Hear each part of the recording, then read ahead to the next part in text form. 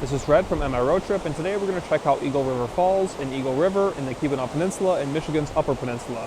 The best way to view it is from the pedestrian bridge where I'm standing right now, but you can actually hike down to the bottom. It's not even really a hike, it's a short walk, but it is pretty steep, so we're going to check that out and talk a little bit about the history. So the view from the pedestrian bridge really shows you how triumphant this waterfall is, but you can actually hike down over through this way to get to the bottom.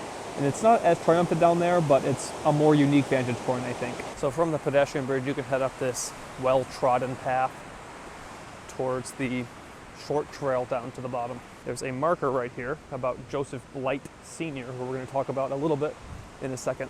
So here is the Eagle River right before it tumbles over the waterfall. But if you look closely, pretty much anywhere around here, you'll see the industrial leftovers from the mining industry. And that's because there was a blasting fuse company here. They dammed the river just above the falls here, and you can still see remnants of the dam, which we'll get into in a little bit, but it was the Lake Superior Safety Fuse Company that was right here, and it later became J. Blight & Sons, and it was operational from the 1860s until 1957 when the facility burned down. And because the mining industry had taken a hit by then, compared to what it was in the 1860s, they did not rebuild, but there's a lot of just leftovers, which we'll get into on our way down. I would not call it an easy trek down, but it is very short.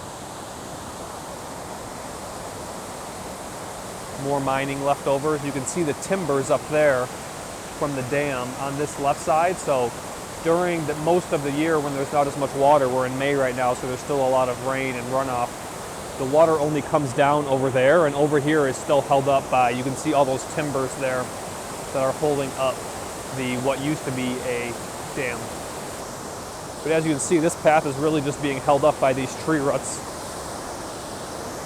Here's a better look at the dam and former factory facility. At some point, you have to imagine that that's just going to not exist anymore. It's going to get taken out by a big spring snowmelt or big storm, but for now, it's still here. There's an area up here with rocks that is a little bit more challenging. I don't know what that is, but it's definitely not natural.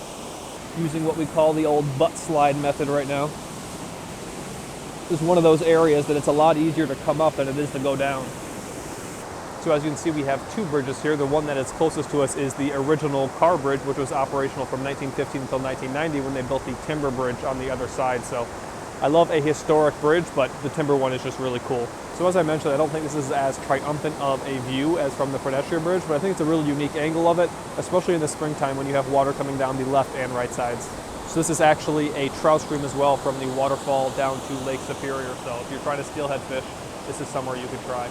So as you can imagine, when there isn't water on the left side in the summertime and stuff like that, and there's just water coming down the right side, this whole area here does not have as much water either, so you can kind of wade out a little bit more. There's also just not as much water in the creek bed at all, so you can kind of wade further down the river if you want to. So we've got a lot of different kinds of things going on here in the creek bed. Obviously, these are pieces of industrial concrete that made their way over here. Then you got a big old chunk of quartz mixed with something else, and then a big conglomerate rock over here. So if you pay attention, there's a lot to see. On a shady day like today, you really can't even tell that that is not rock, and it's actually all lumber from the former fuse manufacturing site. Here's another angle of the falls. So this is kind of what you have to scale to get over here.